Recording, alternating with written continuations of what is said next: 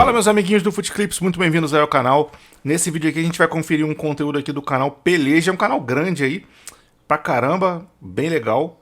E o título do vídeo é o seguinte: imagina se essas loucuras acontecessem no futebol de hoje. Radar Peleja 200.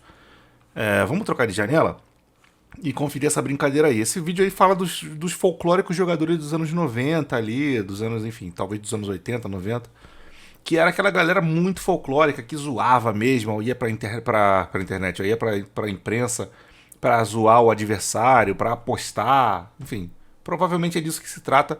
Muita gente do que acompanha futebol hoje não viu essa época, e que é uma época muito legal. Vamos lá, like no vídeo, se inscreva no canal 321, Lau. De um lado, um dos jogadores mais polêmicos da história do futebol. Do outro, também. Quando Romário e Edmundo se enfrentaram dentro e fora dos campos, a torcida ia à loucura e a imprensa tinha assunto para um ano todo. Mas o que acontecia quando esses dois se juntavam no mesmo time? O Radar Peleja de hoje é sobre a relação mais polêmica do futebol mundial, Edmundo e Romário. Ah, pô, a thumb do vídeo indicava uma parada, mas pelo visto é outra, né? Legal. Vamos ver aí o Edmundo, o relacionamento, ao longo do tempo, né? O relacionamento do Edmundo com o Romário aí, como é que foi essa situação aí? Agora a gente entendeu. 1995, o Flamengo decidiu que comemoraria seu centenário com um super time de estrelas. O ataque dos sonhos seria formado por Sávio, Edmundo e Romário, o melhor jogador do planeta. Mas o resto do time não era cheio de estrela, não. Vindo do Barcelona e tetracampeão pela seleção em 94. A imprensa embarcou na empolgação da torcida e rolou até uma coletiva de apresentação dupla, com o Baixinho e o Animal anunciando que até música tinham gravado juntos para marcar um momento histórico. Essa música não foi gravada para marcar esse momento histórico, o Edmundo já falou isso. Ele já tinha feito, eles já tinham gravado isso antes e acabou que teve essa coincidência, mas a música, as partes do Edmundo, do rap do Bad Boy, em nenhum momento fala no Flamengo. Ele fala do que ele era do Vasco e depois do Palmeiras e etc. E o Romário sim já fala do Flamengo porque acho que ele já estava no Flamengo, mas o Edmundo não. Essa parada foi gravada antes de o Edmundo fechar com o Flamengo. Era o chamado rap dos Bad Boys. Com Bad Boy no seu time já pode comemorar. Somos Bad Boys, isso não tem nada a ver. Cante com a gente esse rap que você vai aprender.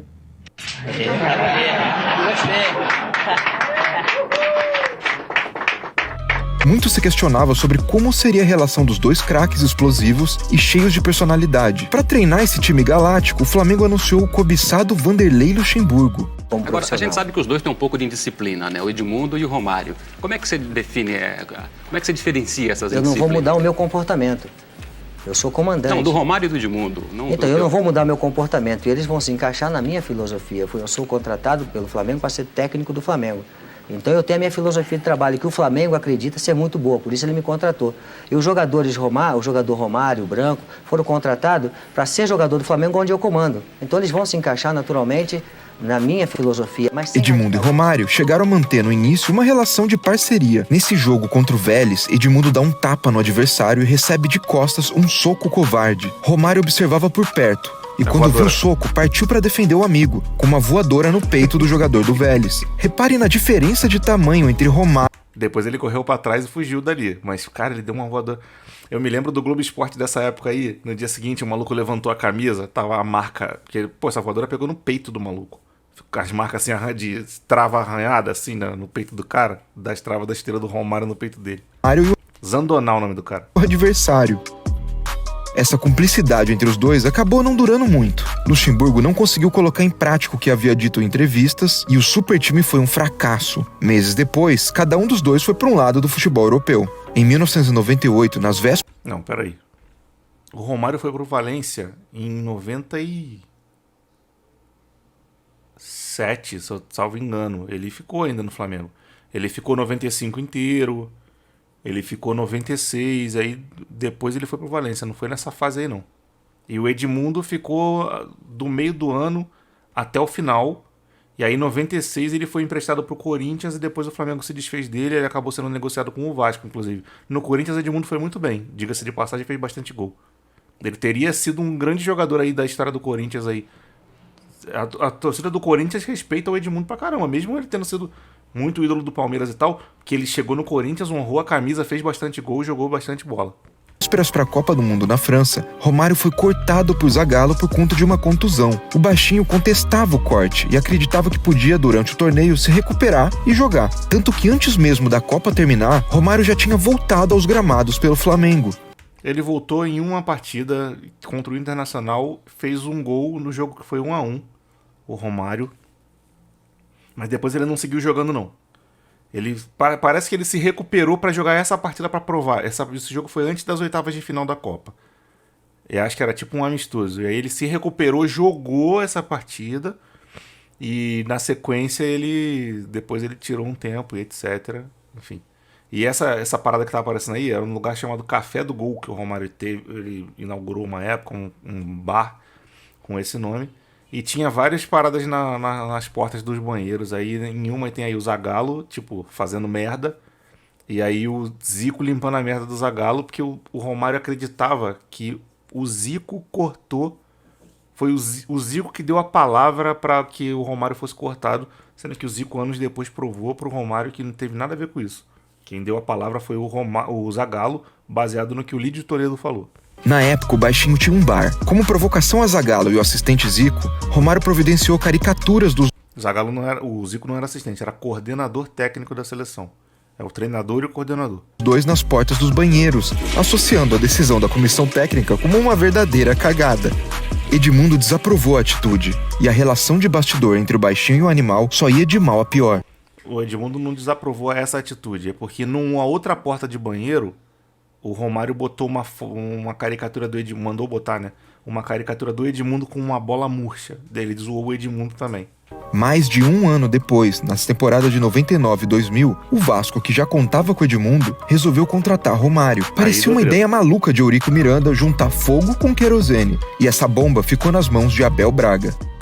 Eu acho que eles não se darem fora de campo está sendo uma arma. Essa arma chegou a dar certo em grandes jogos, como na vitória sobre o Manchester United no Mundial da FIFA de 2000. Enquanto eles estiverem brigando, o Vasco ganhando e marcando gols, é o que interessa. Mas a relação começou a ficar conturbada quando a arma se virou para eles mesmos. Edmundo era o capitão do time e não gostou dos privilégios que Romário parecia ter. Naquele tempo, a braçadeira de capitão era algo sagrado nos elencos, e foi decidido que a do Vasco seria transferida para o baixinho. O animal disparou. Estava dentro da minha casa, chegou uma outra pessoa e dormiu na minha cama. Isso é um problema dele, cada um reage do seu jeito. Esse sentimento é triste, realmente. Em seguida, o problema foi com cobranças de pênaltis. Em um dos jogos, Romário pegou a bola e se impôs a Edmundo, que era o cobrador oficial até então. O baixinho perdeu o pênalti e Edmundo novamente expôs à imprensa sua insatisfação. Ali na cobrança do pênalti, você deveria ter cobrado, Edmundo? Não, quem manda é o homem lá, rapaz. Eu só tô treinando. Só eu que tava treinando os pênaltis, mas quem manda é o homem. E o homem quer que bata o príncipe, eu não tenho culpa. No intervalo você chegou a se referir ao Romário como príncipe. Se ele é o príncipe, quem é o rei, Edmundo? O Eurico. Estava criada então a Corte do Rio. Romário era o príncipe. Pô, o Edmundo deu essa de bandeja pro Romário zoar, cara. Pô, aí é brincadeira. Tem que ajudar o cara de te ajudar, pô. Eurico, o rei. E Edmundo, bom, com a palavra Romário. Agora a corte está toda feliz, o rei, o príncipe e o bobo. Dali pra frente, o que se comentava era que o Vasco proibiu Edmundo e Romário de se pronunciarem publicamente sobre a relação complicada. O clube chegou até a chamar um padre pra tentar reconciliar os dois. Pô, isso aí foi loucura. Isso aí foi doideira. E trazer um clima de paz. Tempo da quaresma, tempo de amor, de reconciliação, né? Amai-vos uns aos outros. Porra, Romário e Edmundo só amavam... O amor deles era só pras mulheres, pô. Um ao outro eles não iam se amar, não, pô. Eu vos amei é uma frase que poderia pelo menos tocar no coração dos dois, né? E com certeza levá-los a um entendimento, né? De nada adiantou. Nos meses seguintes, Edmundo foi negociado e os dois só voltaram a se encontrar no Fluminense, já com os ânimos controlados. Mas ele já tava Hoje em tranquilo. dia, os dois não são próximos, mas se respeitam bastante. Se respeita nada. Quando foi esse vídeo? Porra, 2 anos atrás. Eu tava pensando que tinha sido agora, que apareceu pra mim no meu algoritmo agora. Agora já deu treta de novo. O Edmundo falou que o Romário às vezes fala com ele, às vezes não fala. Romário já falou que o Edmundo era cuzão por causa disso. Aí o Edmundo respondeu. O Romário já falou que ele era uma merda como jogador. Enfim, eles estão na treta máximo aí. Edmundo já disse que o melhor com quem ele jogou foi Romário. E o baixinho disse ao Esporte Interativo que seu único amigo no futebol foi Edmundo durante a década de 90. Esse episódio do Radar Peleja termina com uma frase de Romário ao jornal O Globo, em 2011, provando que nunca vai deixar de ser marrento. Aquela frase sobre o rei, o príncipe e o bobo foi a minha melhor na carreira, junto com Pelé calado é um poeta. Eu tava mesmo inspirado. Pô, mas o Edmundo se entregou essa de bandeja. Romário, pelo amor de Deus, porra, ele te deu essa... Pô, é a corte aí, é o príncipe, é o rei. Quem é o bobo? Sorte de quem teve os dois jogando pelo Clube do Coração e assistiu a tudo isso de perto. Já não se fazem mais amigos e inimigos. Sorte pra quem viu ele jogando com a camisa do Vasco, que era vascaíno, né? Porque com a camisa do Flamengo foi uma draga. O time só funcionava quando um dos dois estava em campo.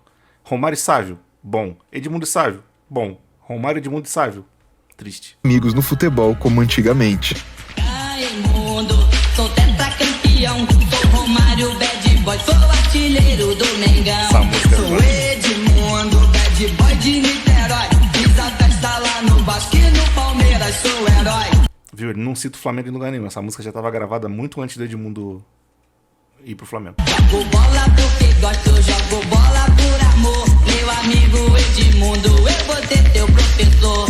Romário, meu amigo, sou Edmundo animal. Posso aprender contigo, tu é o mestre ideal.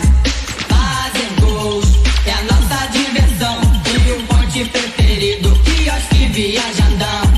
Onde encontro a rapaziada, tem muito futebol e o pagode é da pesada. Quem não era nascido na década de 90 e hoje assiste um futebol vigiado por centenas... Putz, grila, mano. Isso aqui é uma... Nossa, é Porra, é um longa-metragem. Ah, sim. Agora nós vamos ver a parte que é dos jogadores dos anos 90, que era o folclore. Agora sim vai ter. A primeira parte foi toda dedicada a Romário e Edmundo, só o capítulo. Putz, grila. Cenas de câmeras e até arbitragem de vídeo talvez não saiba que os gramados do Brasil já foram terra de ninguém. Muitos, aliás, sentem saudades daquela época. E o Peleja já fez alguns episódios do Radar sobre essa década maluca do futebol brasileiro. Mas o Radar Peleja de hoje é focado em um juiz dos anos 90 que tocava o terror em campo, Oscar Roberto Godoy.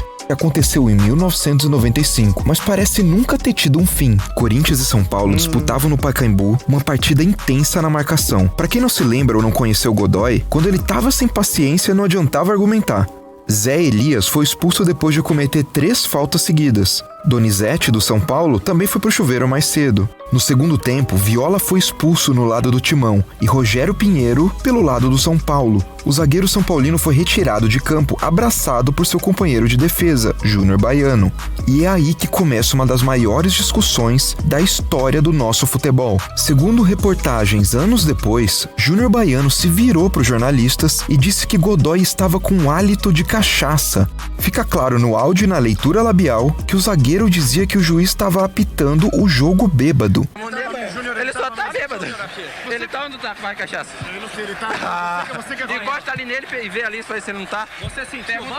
Pergunta ao Viola, o jogador do Corinthians, pra ver. O circo foi armado. Quem assistia essas declarações em casa colocava em xeque as condições de Godoy apitar jogos no Brasil. Para conter a confusão, a comissão de arbitragem da Federação Paulista... Porra, olha o bigode do Godoy, maluco. Que loucura. Pô, esse árbitro aqui tá encorpadaço. De futebol pediu que o árbitro fizesse um exame de urina saindo do estádio, para que a polêmica fosse encerrada de vez com a prova que Godoy não estava alterado por bebida alcoólica. O juiz então fez o exame, mas no dia seguinte, o presidente da comissão antidopagem informou que os frascos de urina haviam sido roubados. Depois ele sofreu um assalto na noite de domingo. Passadas 24 horas, ele desmentiu sua própria versão e disse que o material estava em local seguro. Quase uma semana depois, o resultado foi divulgado. Godoy estava sóbrio no dia do jogo. Sim, com a urina de outra pessoa, provavelmente, supostamente, né? Porque, foi roubado. Não foi roubado, não, tá ali. Achei. Supostamente, hein? Com isso, o Júnior Baiano pegou uma suspensão de 4 jogos e ainda foi processado pelo árbitro. Anos depois, os dois desafetos se encontraram em campo. Jogando pelo Flamengo e capitão do time, Júnior Baiano sofreu nas mãos de Godoy. Eu dava a falta dele na defesa ou no ataque? Nem do sorteio da moeda deixei ele participar no início. E aí falei pra ele, se você é o capitão, eu sou o general. Ele pediu até pra ser substituído. Declarações como... lógico, você vê um juiz roubando porque ele é mal intencionado por tua causa, você vai ser substituído para poder deixar um outro jogador entrar em campo para que o teu time não saia prejudicado, pô. Qualquer um faria isso, eu faria isso. Porque ou é isso ou eu vou dar um soco na cara de um maluco desse, supostamente. Essas foram dadas pelo ex-árbitro Bola da Vez, da ESPN Brasil. Hoje em dia, seria praticamente impossível um diálogo desse nos gramados. Mas exame de urina e álcool no sangue do juiz, o VAR ainda não consegue detectar. Já no pátio de estacionamento, o ponteiro foi xingado pela torcida quando pegava o carro. Bora, mercenário! Bora, mercenário! Ele não se intimidou, desceu do carro, desafiou a torcida. Entrevistas lendárias, polêmica fora de campo, polêmica dentro de campo.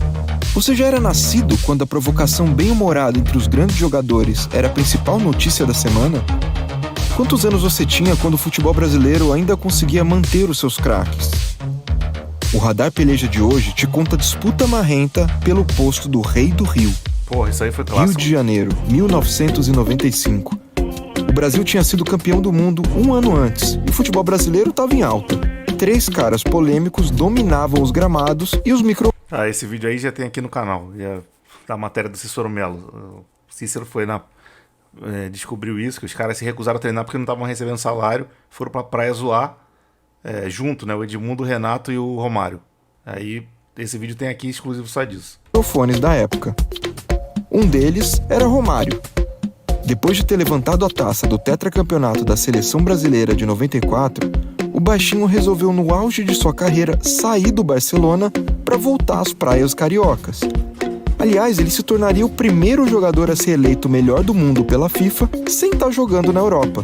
Isso porque Romário já havia assinado com o Flamengo em janeiro de 95, quando ele venceu o prêmio. O que eu posso falar para a torcida do Vasco é que quando tiver um Vasco-Flamengo, leva a lenço pro Maracanã que vai chorar muito. Naquele ano, o camisa 11 rubro-negro tinha um goleador rival à altura no Campeonato Carioca jogando pelo Botafogo, Túlio Maravilha. Túlio sempre foi desbocado e cheio de personalidade. Meu negócio é fazer gol, tem essa mania. E eu acho que quem quiser chegar perto vai ter que treinar de dia e de noite. Vai ter um gostinho especial que é em cima do Romário com a volta olímpica. Ele era engraçado. Na temporada de 1995, ele foi tão bem no Botafogo que arrumou lugar no elenco da Seleção Brasileira para a Copa América do mesmo ano. Contra a Argentina na semifinal, Túlio empatou o jogo graças a um toque com o braço. Eu dei uma esticadinha no braço, né? Aquela esticadinha básica. Não tinha por que o juiz marcar, né? Eu não sou jogador de vôlei, né? Eu jogo futebol com as pernas. E se você acha que não tem como ficar mais polêmico esse grupo de jogadores, tem o terceiro, que é Renato Portaluppi, ou Renato Gaúcho. Um homem bonito. Fernando Collor de Mello. Bom, dá licença, né? Aproveitando o tempo também. Vou dar uma pro outro, meu amor, a Carla. Patrícia, jamais esqueceria. A Zilda, inclusive uma aqui em Belo Horizonte, outra em São Paulo. Toma, meu amor, também. Ele já tinha... Esse vídeo é muito resenha, é engraçado que o Casagrande esclareceu esse vídeo depois. Eu falo, porra, Renato Gaúcho falando das mulheres que ele pega, não sei o quê. Pô, mano, todos os nomes que ele fala ali, todos, o Casagrande falou, era o nome das nossas mães. Ele pegou as flores pra querer zoar a gente e tal, não sei o quê. Porque é só a gente que entendeu, lá. Ele foi falando o nome da mãe de cada um. E jogando, falou, pô, jamais esqueceria Zilda, poxa, Zilda, meu amor. Tem uma aqui em Belo Horizonte e uma lá no Rio. Pô, aqui mais uma flor. Pô, muito engraçado isso daí. Isso aí é muito bom. 33 anos e jogando pelo Fluminense era o mais experiente dos três. Mas a idade e essa experiência não faziam o Renato ser mais quieto que os outros dois. A não ser que eles pipoquem. Se eles estiverem pipocando, aí é outra história. Naquele campeonato carioca de 95, os 3 craques sabiam muito bem o que o público queria ver. E a imprensa aproveitava a personalidade forte desses jogadores e dava destaque às declarações. Tá aberta aí a Era Romário no Campeonato Carioca. O que você fala que tá aberta? Aproveito a oportunidade para mandar um recado pro Túlio. Tem uma música que o Flamengo, a torcida do Flamengo canta aí. É assim, ô lelê, ô lá, o Romário vem aí e o bicho vai pegar. Urubu, otário. Quem tem o Túlio não precisa do Romário.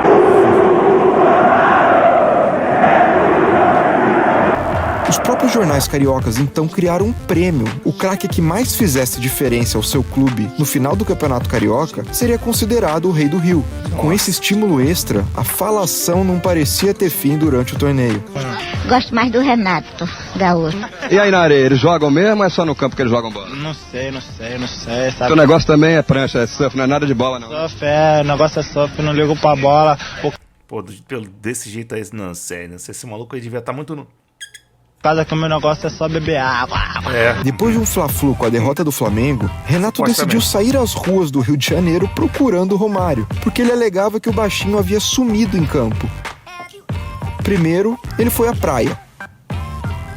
Depois, ele foi até a frente da casa do Romário. Falaram que o baixinho mora aqui, mano. Aqui também não está. A última alternativa, na gata. Se não... E por fim ele tentou achar o rival no CT do Flamengo, mas sem sucesso. Ele chegou até a dar autógrafo para alguns torcedores rivais. O jovem, na época, repórter Tino Marcos, deu uma força e conseguiu encontrá-lo. Toda manhã fazendo um trabalho para se curar da lombalgia, umas dores nas costas que vem atrapalhando muito o jogo do Romário. Romário, o Renato disse que é dono da coroa de Rei do Rio, que não tem mais para você, te procurou para te gozar, não te achou. Realmente é dele a coroa? O Rio tá cheio de rei, né? Renato, Túlio e outros. Eu acho que o campeonato ainda não acabou. Ainda falta muita coisa. E no final vai ver quem é que vai dar. Dali pra frente, Túlio cumpriu o prometido e terminou como artilheiro do campeonato. E o Renato foi campeão. Mas isso não era suficiente para ocupar o trono. Tinha que fazer mais para merecer. E na fase final do torneio, Fluminense e Flamengo estavam na ponta, disputando o octagonal, que definiria o grande campeão. O jogo estava 2-2 e nos minutos finais, Renato Gaúcho fez um antológico gol de barriga, dando o título ao tricolor carioca. Na súmula, o juiz deu gol para o cara que chutou, que foi o Ailton, que deu, come para dentro, come para fora, deu essa pancada aí, porque... Segundo parece que a arbitragem entendeu que o Ailton chutou pro gol e a bola bateu no Renato e entrou, mas o gol é de quem chutou, né? Renato faz o terceiro, meio sem querer. Blau. Um gol de quem tem estrela, de quem tem carisma. No dia seguinte, a imprensa estava pela manhã na porta da casa do Renato, com as vestimentas e a coroa do Rei do Rio. Ele as vestiu e a foto ficou eternizada no futebol brasileiro. Anos depois, o craque confessou: passei aquela noite comemorando, estava virado. Vestia a roupa sem nem entender o que estava acontecendo. Em 2017, o Flamengo foi campeão carioca e Guerreiro vestiu uma coroa de Rei do Rio. Renato Gaúcho deu sua opinião. A diferença é de onde vem a coroa. Receber de torcedor é fácil, quero ver receber da imprensa. O futebol brasileiro mudou muito. Imagina se esses caras tivessem Instagram na época. Tem aqui muito rei. Rei tem 2, 3, 4, 5. Mas Deus, agora ele sabe quem é. Rei tem um monte, ele também. Eu sou Deus. Naqueles anos de ouro, a polêmica dentro e fora de campo acompanhava jogadas geniais. Hoje em dia todo mundo leva mal isso aí e tal. Pô, deixa os caras se provocar à vontade, cara. Os próprios jogadores não entendem mais isso. Tipo assim, vamos botar. O Dudu, o Gabigol falou que ele é o rei do Brasileirão, lá, não sei o quê. Aí eu tô dando um exemplo, tá? Citando como exemplo. Pô, ele tem que entender que ele não pode falar isso não, porque isso é soberba, não sei o quê. Pô, mano, responde na ideia. Vamos ver no final do Brasileirão quem vai ser o rei, quem vai ser o Deus, quem vai ser não sei o quê. Se os próprios caras de dentro do campo começassem a entender a provocação, rebater, zoar quando ganha, pô, voltava isso aí. Um cara perguntou aqui no canal, só que eu acho que ele apagou o comentário. Não sei o que aconteceu. Ele queria entender por que aqui no Rio as torcidas são mais folclóricas do que as de São Paulo. Porque ele disse que lá, o moleque era até corintiano, eu tava separando pra fazer um vídeo respondendo. Aí ele fala que, pô, lá em São Paulo, ele até diz que gosta disso, né? São Paulo, o clima é sempre de guerra, um querendo ser inimigo do outro, jogo com torcida única, não sei o quê. E no Rio eu vejo que é muito mais divertido, mais leve e tal. Aqui também tem uns pega pra capar, às vezes acaba tendo falecimento de torcedor, etc. Existe esse lado. Mas, no geral, é muito mais amistoso o clima, mais folclórico mesmo. Tava vendo esse fim de semana Fluminense e Flamengo jogando e grandes setores do estádio com torcida misturada. Torcedor Fluminense, torcedor do Flamengo, misturado ali, convivendo. E os caras levam mesmo fantasia, vai vestido de anjo, vai vestido de VAR, vai vestido de... Enfim, sabe? fantasiado mesmo pra zoar, pra brincar, pra ser uma parada legal e interessante, que é um clima que vem da geral do Maracanã, né? A geral era muito assim, era muito folclórica. Hoje não tem mais a geral, há bastante tempo na verdade, mas na arquibancada a galera pegou esse espírito e manteve ele aceso. Alguns torcedores são dos 4 grandes do Rio, são bastante folclóricos, até nas torcidas dos times pequenos tem lá uma bandinha mais tradicional, etc., que é mais conhecida. Até quando eles jogam contra os clubes grandes, a gente já sabe que vai ter aquela bandinha que tá sempre tocando, uma cornetinha, uma percussão e tal. O clima esse clima eu acho que deveria voltar e deveria ser contagiar pro Brasil todo, porque é um clima muito legal, cara. E golaços a cada rodada. Caras como Romário, Túlio e Renato fizeram muita gente aprender a gostar de futebol. Isso sem falar em outros ícones da época, como Edmundo, que duplou com Romário no elenco histórico flamenguista. Mas isso é outro assunto para outro episódio do Radar Peleja. Bota nos comentários aí o que você achou desse vídeo. Se inscreva no canal, aciona o sininho da notificação, deixa o like aqui. Aqui na tela estão passando outros 2 vídeos do canal. É sempre muito importante você continuar vendo os conteúdos aqui do canal para o YouTube entender que você gosta e mandar ele para mais gente. E tem de tudo aqui, vídeo de reação, vídeo curto, vídeo longo, tem resenha, tem de tudo. Então dá uma olhada aqui, gostou, clica e continua. Vou ficando por aqui, grande abraço para todo mundo, fique todo mundo na paz e